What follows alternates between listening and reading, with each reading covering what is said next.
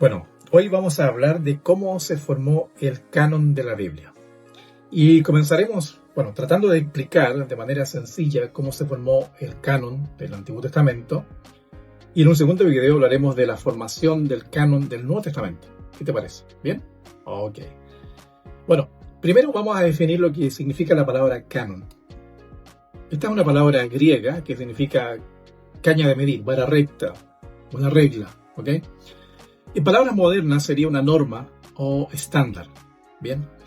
Es decir, para distinguir los libros inspirados de los que no lo son, requerimos de una norma que se pueda aplicar de una manera objetiva, de manera que al comparar cualquier libro con la norma, o el estándar, o el canon, podremos saber si está dentro de esa norma y por tanto se le puede considerar canónico o no. ¿Bien? Y todo libro incluido en nuestra Biblia, obviamente, cumple con la norma de ser canónico. Ahora, permíteme explicarte o quizás darte un ejemplo de cómo sería un canon moderno. A ver, todos tenemos un celular, ¿cierto? Que tiene un sistema operativo. Y cada celular tiene un sistema operativo, o es Android o es el sistema operativo del iPhone. Son diferentes. Ahora piensa en esto. Hay muchas aplicaciones, pero no todas las aplicaciones forman parte del sistema operativo de uno o del otro. ¿Bien? ¿Cuáles serían las aplicaciones canónicas para un sistema u otro? Bueno, las que vienen preinstaladas, las que cumplen los estándares oficiales, las que funcionan de forma confiable y coherente con el sistema, las que el sistema reconoce como autoritativas. ¿Bien?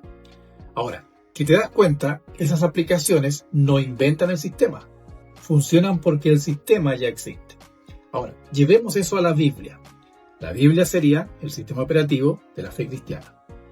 Y los libros de todas las edades, de todos los tiempos escritos, ¿cierto? Serían las aplicaciones.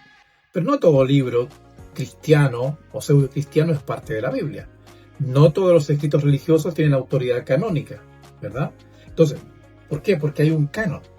Y el canon entonces es el conjunto oficial de escritos reconocidos como esa norma de fe. Bien. Ahora, algo similar ocurre con el canon bíblico, y cuando se estudia la historia, uno se da cuenta que la canonicidad no se impone, sino que es un acuerdo tácito de los creyentes a través de los tiempos, quienes fueron dándole valor a los libros sagrados. Entonces, lo que hacen las autoridades religiosas posteriormente no es imponer una canonicidad, sino simplemente reconocer y ponerle un sello de confirmación oficial a lo que ya realmente existe. Y eso fue lo que sucedió con el texto hebreo. Se fueron reconociendo como canónicos los libros del Antiguo Testamento escritos en hebreo o arameo. ¿Bien? Se fueron reconociendo como canónicos los que habían sido escritos en el periodo comprendido entre Moisés y Esdras, que es el periodo considerado exclusivo de la inspiración profética según el concepto rabínico. ¿Bien? Y se le atribuye al escriba Esdras el haber dado su forma final al canon judío, con un total de los 39 libros, igual al que tenemos en nuestras Biblias hoy. Y se reconocieron como canónicos aquellos libros que estaban asociados con algún personaje notable de la historia judía, Moisés, Salomón, David o algún profeta. Bien, todo esto es muy importante porque fíjate que cuando viene el Señor Jesús a la tierra y Él desarrolla su ministerio, ¿qué es lo que Él hace? Él reconoce las tres secciones en que estaba dividido el Antiguo Testamento. Él reconoce la Torá, la ley, los profetas y los escritos, donde están incluidos los salmos, los proverbios, Job, Cantar de los Cantares, etc.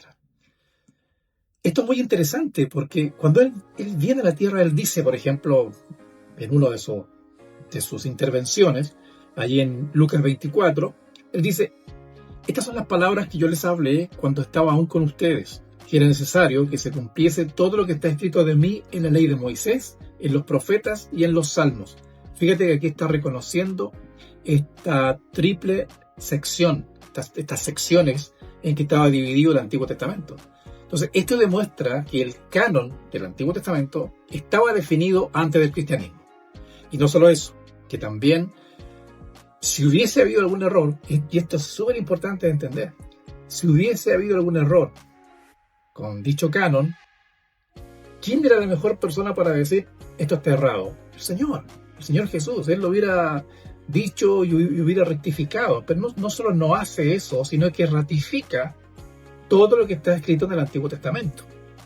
A ver, veamos algunos ejemplos. En Mateo 5, cuando él dice, no piensen que he venido para abrogar la ley o los profetas. No he venido para abrogar, sino para cumplir. Porque de cierto les digo que hasta que pasen el cielo y la tierra, ni una jota ni una tilde pasará de la ley hasta que todo se haya cumplido. ¿Ok?